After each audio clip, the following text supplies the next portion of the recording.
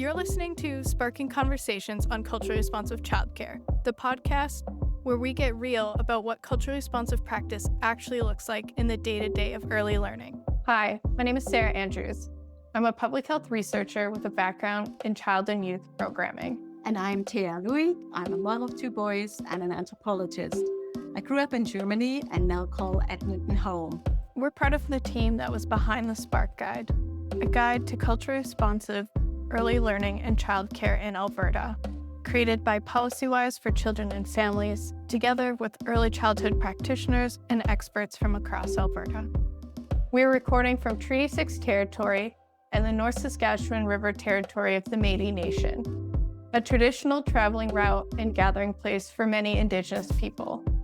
Each episode, we sit down with educators and leaders who share their stories, their light bulb moments, and the small things that make a big difference for belonging and cultural learning.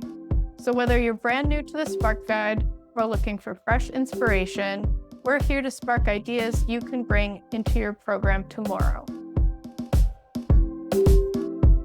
My approach has been to model curiosity and to take a reflective rather than judgmental approach to families.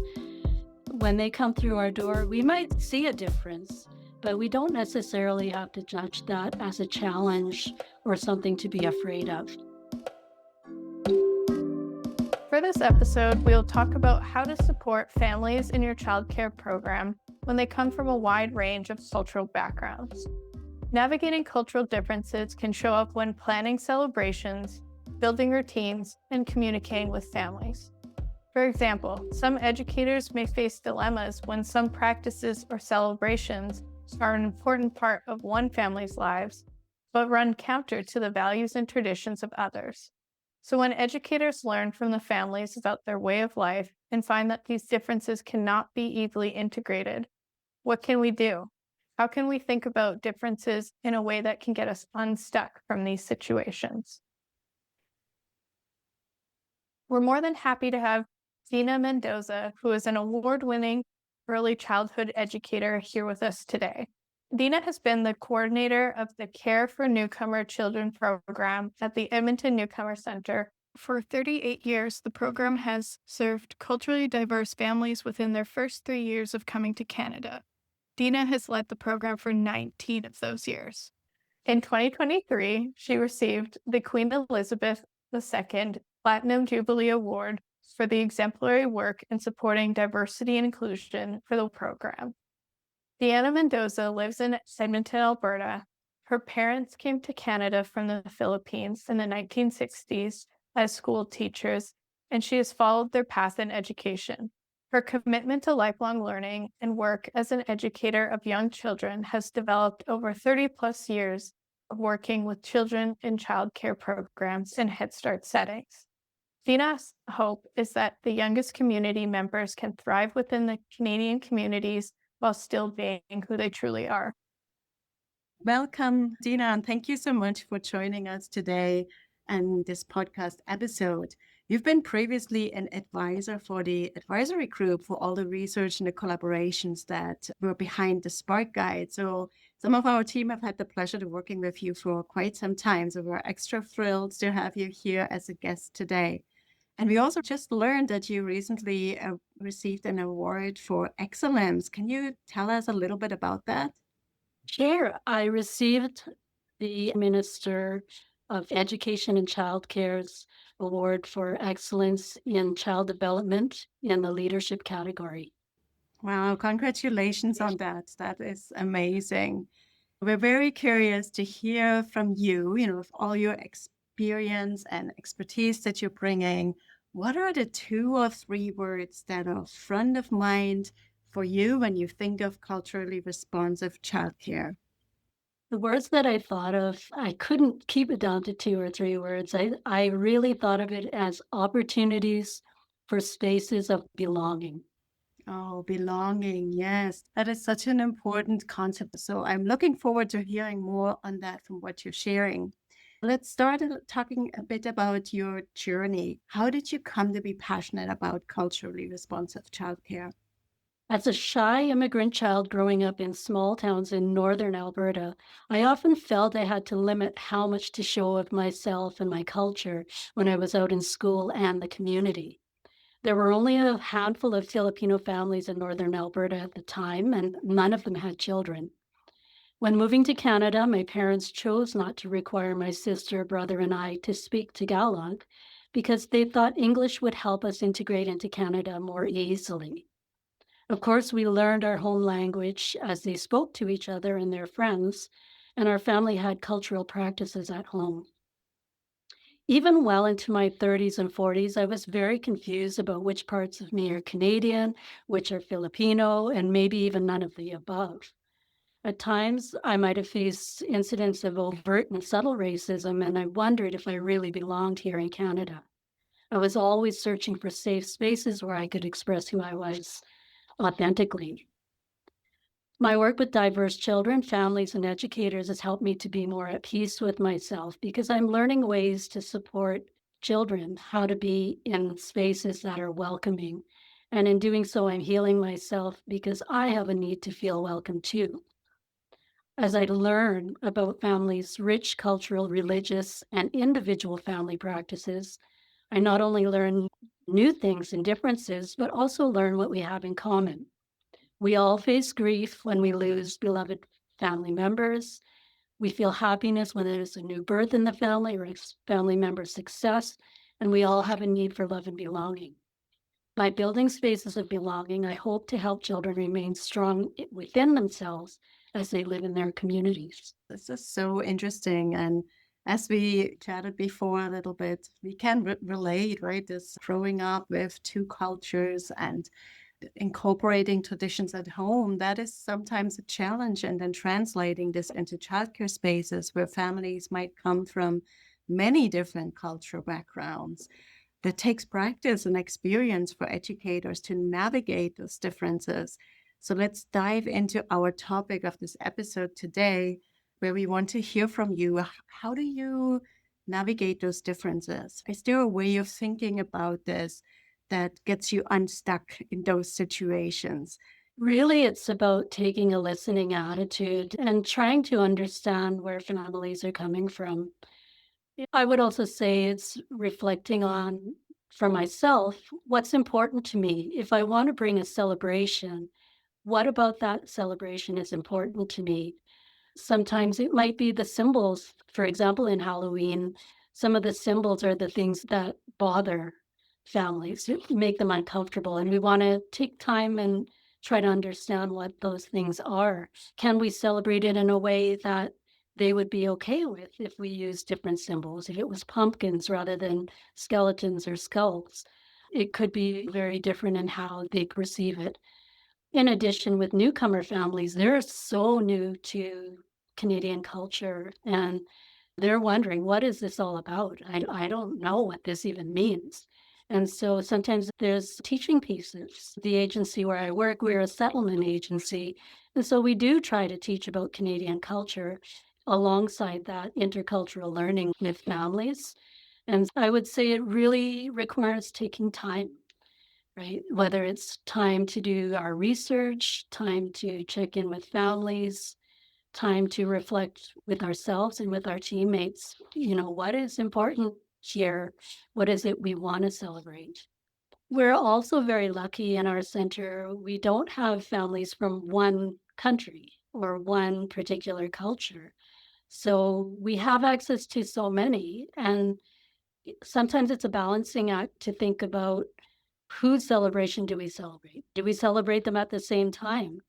For example, Halloween and Day of the Dead are very close in the dates of the year. So are we emphasizing one more than the other? Right. So these are things every center will need to consider. And I would say don't worry about having to do this quickly. Sometimes we're thinking a year ahead, or we were learning from last year when we celebrated holiday time, was it Christmas time? We might think about what we want to do next year. And sometimes the families, the distinct families that we have in the program at the time, they might have very different ways of doing that or very different responses. So we always need to be on our feet and open and ready to shift gears or switch in a new direction. Sometimes we'll do something very, very low key. We might just have a little display in the center showing, and then other times it might be a big celebration. This sparks so many ideas. And I really like how you say the listening attitude and taking time and reflecting and being open to the changing families that are coming through your center. So we're really curious if you can share a specific story or a memory where you and your team navigated this in a way that sort of set out some light bulbs, some really insightful moments where this worked in a way that made everyone feel safe and welcome. We had a particular family, and this is not necessarily a cultural difference. It could have been a health difference that the parent was bringing to us. But she said, when my child goes to the washroom, instead of paper towel or toilet paper, we use a bottle of water. And we had to think about this. We thought of it from different ways. Firstly, would it be something that our health inspector's okay with? How would we do it, right? And then it was also in terms of the number of children that we had in the group. Did we have the ratio to be able to do it safely for the child to go in either individually or go in with their group? And so we checked it out a little bit with the family. We talked amongst each other as staff, and we decided we were going to give it a go. We were going to give it a try. And so the parent brought a water bottle. We put the child's name on the bottle. We had a process after the child used it in the washroom that they would wash it and put it back in their locker. And we were able to do with the child, even though it was something on the face of it, we thought, I don't know. I don't know if we can do that. Sometimes it's just asking the question, what do you think we can do it? We had that reflection together. We bounced ideas off each other. And when we tried it, it actually worked fine. And did that spark a shift in how your team thought about this? What did you notice in your team after this story?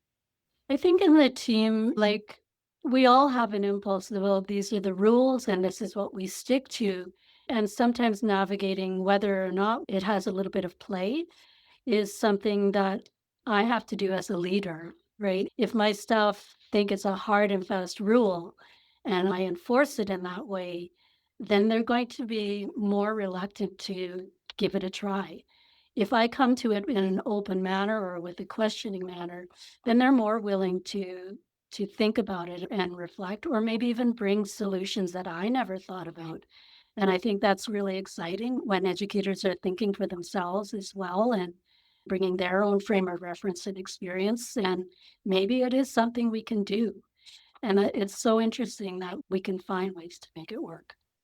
Thanks for sharing that story with us. We've mentioned a couple of actions that you've used, like having a curiosity mindset. But I was wondering if you could share more about what are those things that you found most helpful for navigating cultural differences in your programs? So, really continuing to learn at all times. And I know we've talked about openness, but I think always seeking.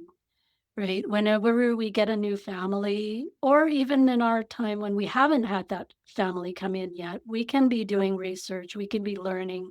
There's so much on the internet and YouTube now that we can learn from, but it's also learning from the families who come through our doors.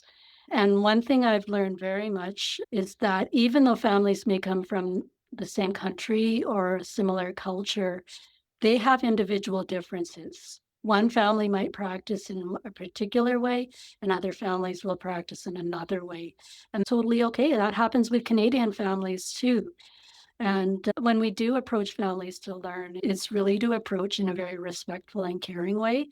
It's not like they're under a microscope and we're going to dissect them or anything like that. It is, wow, how do you do that? And what does it look like when you have that particular celebration? How does it look? Are you visiting other families? Is there special foods that come with that? And it's really with that relationship building piece with families that is really important, because the more they trust you, the more they will share. Another thing I would say is helpful is checking our assumptions. We can think that we know something about a culture, but we may not know everything.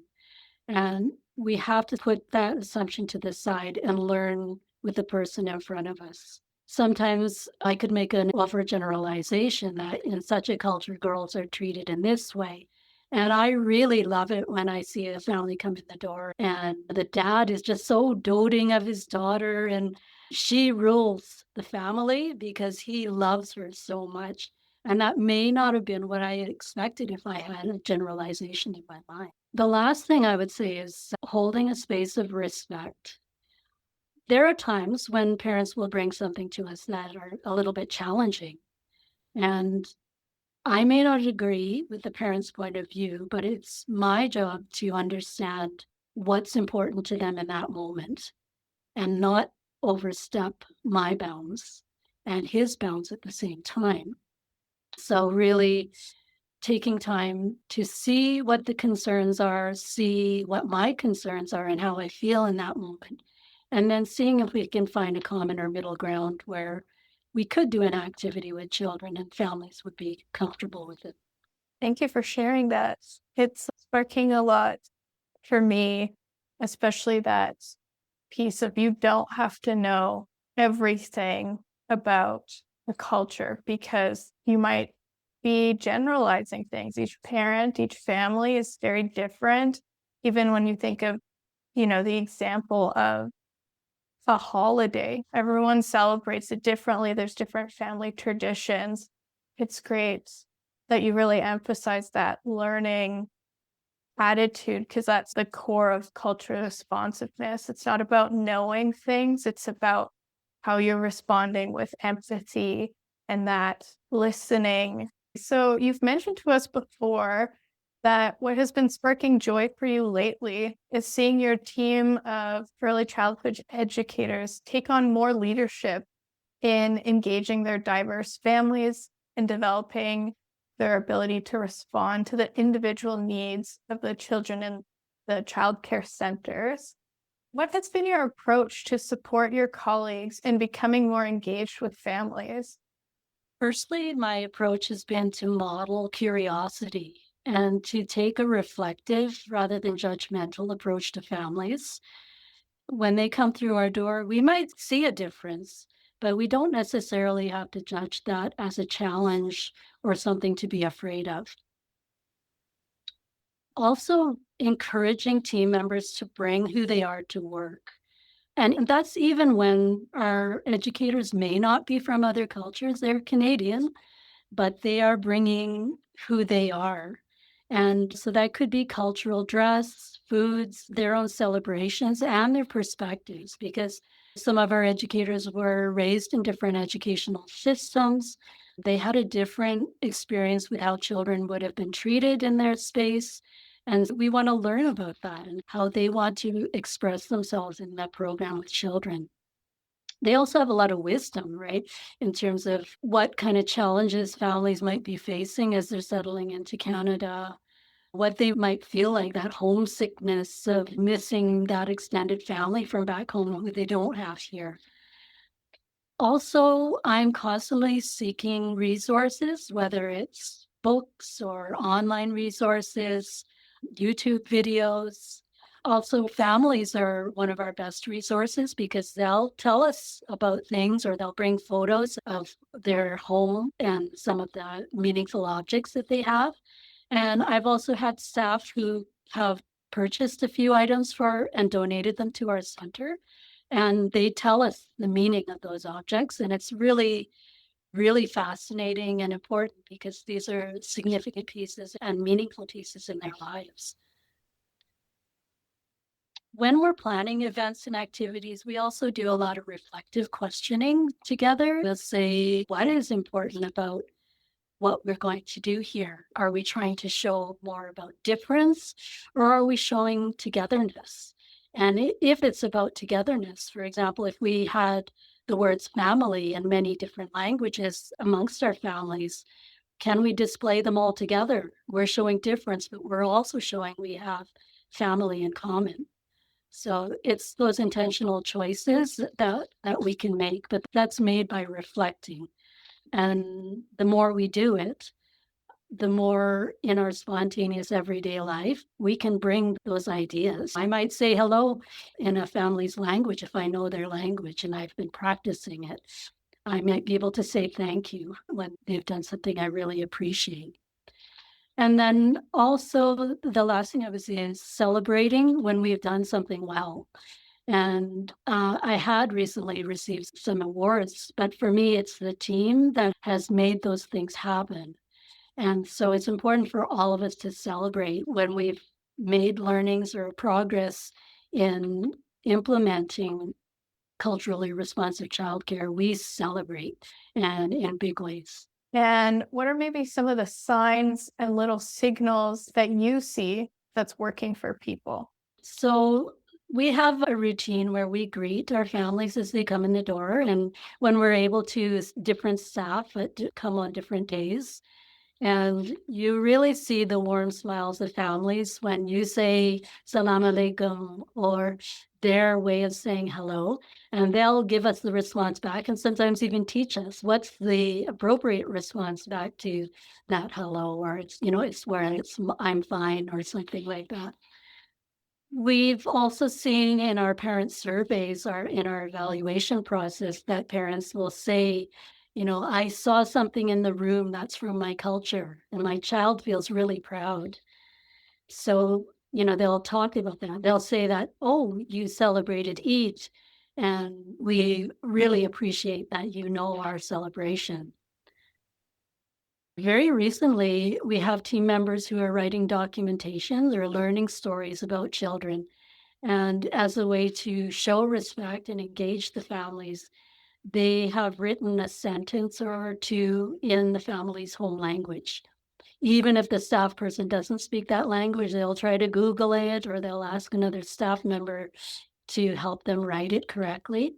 And I think that gives the parents and the child a sense of pride in their language. They have a documentation on the wall where the educator has written something about the children, and then they ask the parents to come take a look and see what was written about their children. And the parent wrote a comment in their home language, in their own alphabet. And we didn't translate it, we just left it as in the parents' own words. And for me, that was so exciting to see that the educators are taking it in and seeing that the value and benefits it is to families and children. And then also we see the play spaces or objects that staff bring for the children to play with are culturally relatable objects, whether it's our diverse dollies or staff making clothes for the dolls that might suit their culture. I think there's a lot of ways that those can come in and you see it physically. We've had tours at the center and people really recognize it. You feel the families who live in our space. Awesome. I think what stood out for me was how you shared about the differences, but emphasizing the togetherness. So I really loved that. I was hoping maybe we could end on some advice or last encouragements that you would like to share. Is there one key piece of advice you could offer someone new to culturally responsive childcare about navigating cultural differences among families in their program? Navigating cultural differences amongst families in a program can have its challenges, and we may not do it perfectly every time. But when you see it start to take hold, it's very exciting. It becomes embedded in the environments we create, what materials and activities we're bringing for children, and especially how we interact with families. And at some point, families may say, this place feels like my home, or this place is my community, and my child is so happy here. So thank you so much, Dina. This has been so interesting. And I love that you brought out those really concrete signs that are subtle sometimes. You have to know to perceive them.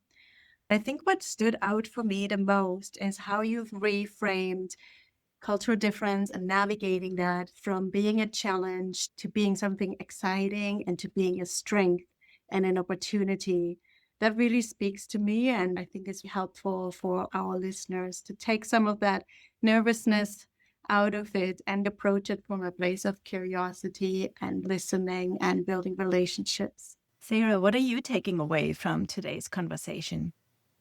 I think what really stood out for me is that willingness to just try.